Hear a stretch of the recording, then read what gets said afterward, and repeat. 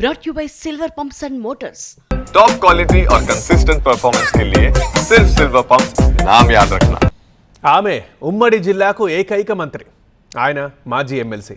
జిల్లాలో ఆ దంపతుల హవా ఓ రేంజ్లో ఉంటుంది. కానీ వారం రోజులుగా మాత్రం పరిస్థితి మారింది. సొంత పార్టీలోనే తిరుగుబాటు మొదలైంది.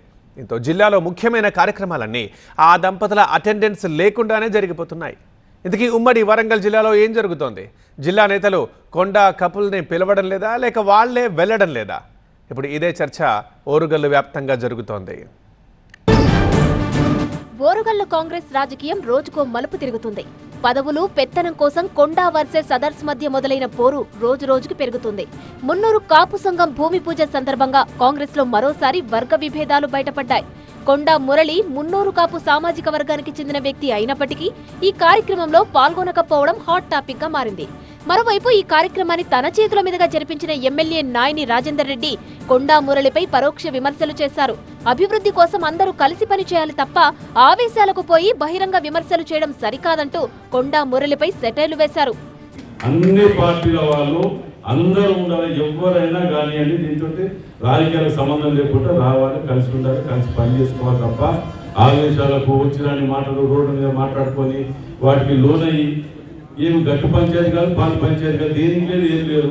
మున్నూరు కాపు భవనం భూమి పూజ కార్యక్రమానికి కొండా మురళి రాకపోవడం, నాయని రాజేందర్ రెడ్డి పరోక్ష విమర్శలు చేయడం జిల్లాలో చర్చనీయాంశంగా మారింది. మరోవైపు Warangal Bhadrakali temple trust board ప్రమాణ స్వీకారం దేవాదాయ శాఖ మంత్రి కొండా సురేఖ లేకుండానే జరిగిపోవడం ఇటీవల మరో హాట్ టాపిక్ గా మారింది. 12 మంది సభ్యులతో ఏర్పాటు చేసిన ట్రస్ట్ బోర్డు కమిటీతో అధికారులు ప్రమాణ స్వీకారం చేయించారు. ప్రోటోకాల్ ప్రకారం దేవాదాయ శాఖ మంత్రి కొండా సురేఖ ఈ కార్యక్రమానికి హాజరు కావాల్సి ఉంది. కానీ ఈ కార్యక్రమానికి ఆమె హాజరు కాకపోవడం, ఎమ్మెల్యే నాయని రాజేందర్ రెడ్డి సమక్షంలో ప్రమాణ స్వీకారోత్సవం జరగడం ఆసక్తిగా మారింది.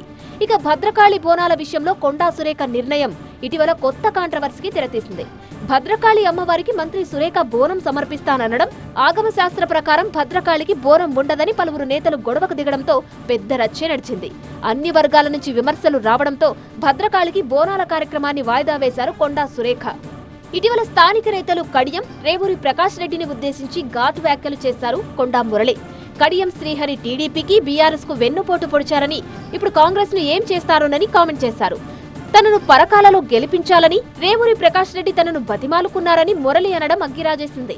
కొండా కామెంట్స్ పై కాంగ్రెస్ పెద్దలకు ఫిర్యాదు చేశారు స్థానిక నేతలు. ఈ క్రమంలో కొండా దంపతులు లేకుండానే ముఖ్యమైన కార్యక్రమాలు నిర్వహిస్తుండడం చర్చకు దారితీస్తుంది.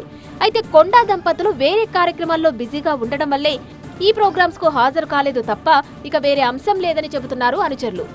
మొత్తంగా కొండా దంపతుల వ్యవహారం ఇటు హైదరాబాద్ తో పాటు అటు ఉమ్మడి జిల్లాలోనూ కాకరేపుతుంది.